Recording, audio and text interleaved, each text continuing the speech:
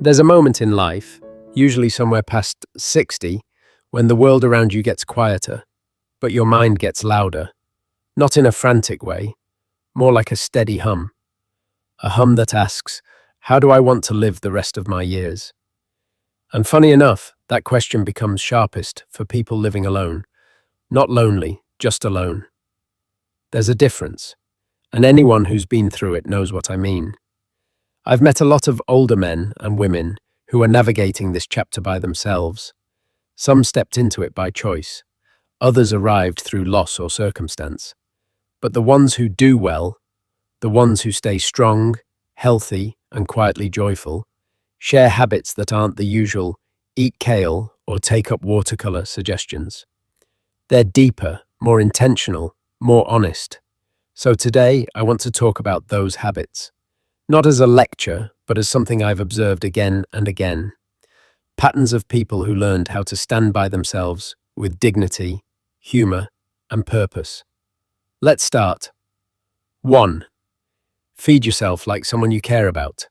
A strange thing happens when someone goes from cooking for a family to cooking for one. The kitchen becomes quiet, too quiet. And in that silence, a lot of people drift into what I call survival-style eating. A cracker here, toast there, maybe a half-hearted bowl of cereal eaten over the sink. But the body doesn't shrink its needs just because the household did. I once heard an older woman say, after my partner died, I ate like a ghost for 2 years. Not unhealthy on purpose, just unmotivated. But she realized something. Food wasn't about appetite anymore. It was about self-respect. The people who thrive in their older years do small things that remind them they still matter.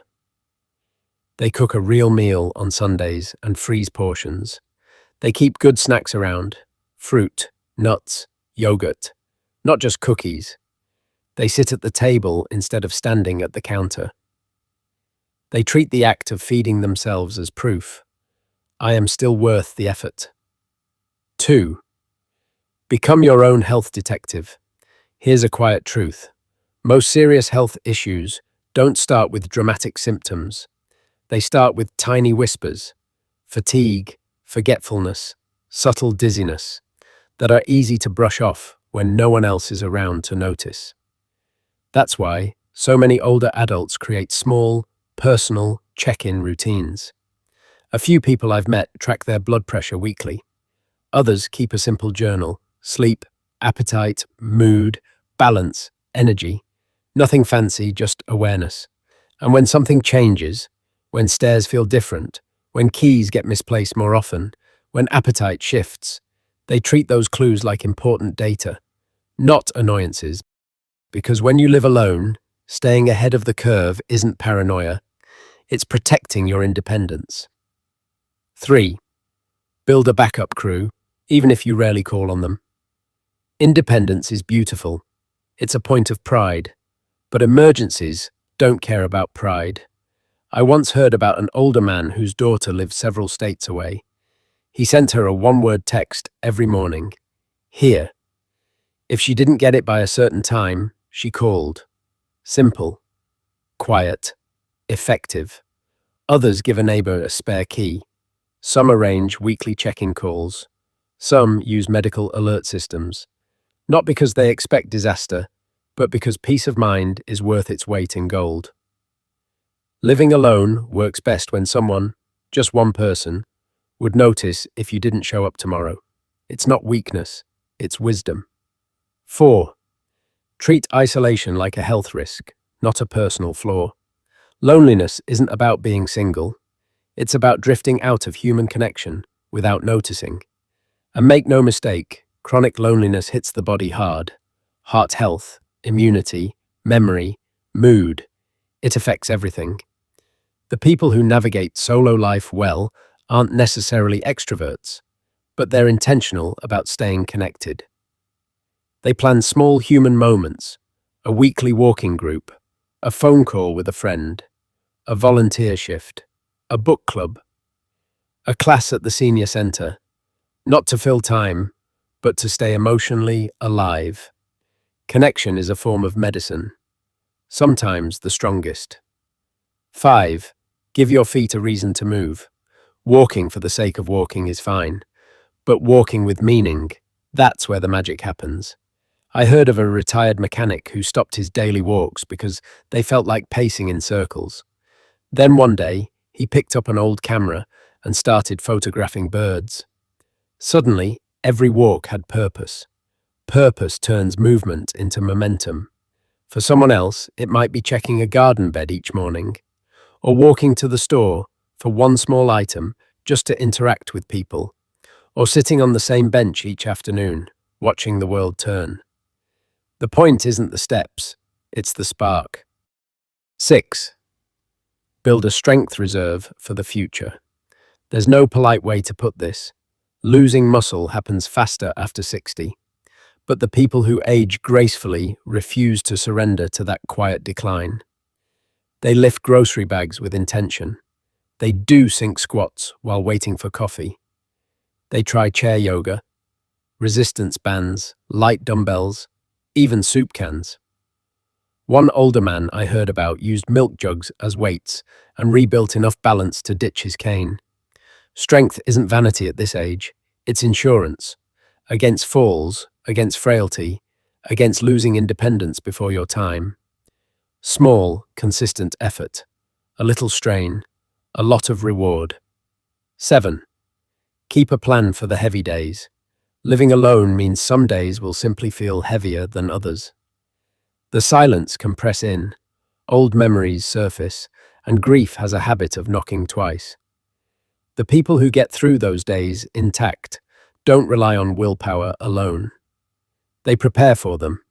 Some keep a box, photos, letters, a quote, a piece of chocolate, a reminder of why life is still worth showing up for. Others keep a playlist, a prayer book, or a list of people they can call, not to talk about their pain, but just to hear another voice. It's not about pretending the darkness isn't real. It's about giving yourself a rope to hold until the light comes back. 8. Give your body space between meals. Intermittent fasting isn't about trends or deprivation. For many older adults, it's simply a way to reduce inflammation, improve digestion, and calm the body. Some choose a gentle overnight fast, 12 hours between dinner and breakfast. Others choose a window like 9 a.m. to 6 p.m. But almost everyone who benefits does one thing. They talk to their doctor first. Light fasting gives the body time to reset. Not starve, not strain, just reset. A little structure goes a long way. 9. Choose a home that fits who you are now, not who you were then. This one takes courage. Homes hold memories. They hold identity. They hold the proof of a life lived. But they can also hold hazards, stairs, tubs, clutter, empty spaces that feel too big for one person. The people who thrive alone make the choice early, not in crisis. They downsize before injury forces them to. They pick a place with an elevator. They move closer to libraries, cafes, parks, and people. They create an environment that matches their current life, not their life from 20 or 40 years ago. And when they do, something interesting happens. They feel lighter, safer, freer. 10. Guard your sleep like it's your medicine. Sleep isn't just rest, it's repair. And yet many older adults treat it like an inconvenience. But the ones who stay mentally sharp and emotionally steady prioritize sleep as if it were prescribed. They dim lights early. They avoid caffeine after midday. They keep a bedtime routine, music, journaling, prayer, warmth.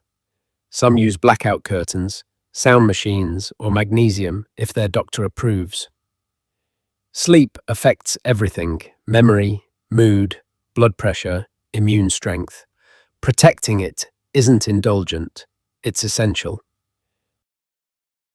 Living alone doesn't mean living without support.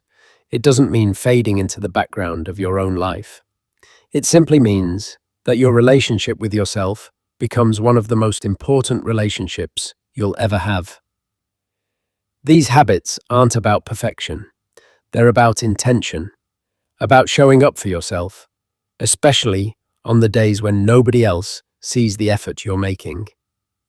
And if you're walking this chapter of life alone, remember this: you're not behind, you're not forgotten, and you're not done. You're simply being asked to care for yourself with the same tenderness you once gave everyone else. Take your time, build your routines, protect your strength, your peace, and your future. And if this message helped even a little, feel free to share it with someone who might need it too. We're all learning how to live this chapter, one steady, intentional step at a time.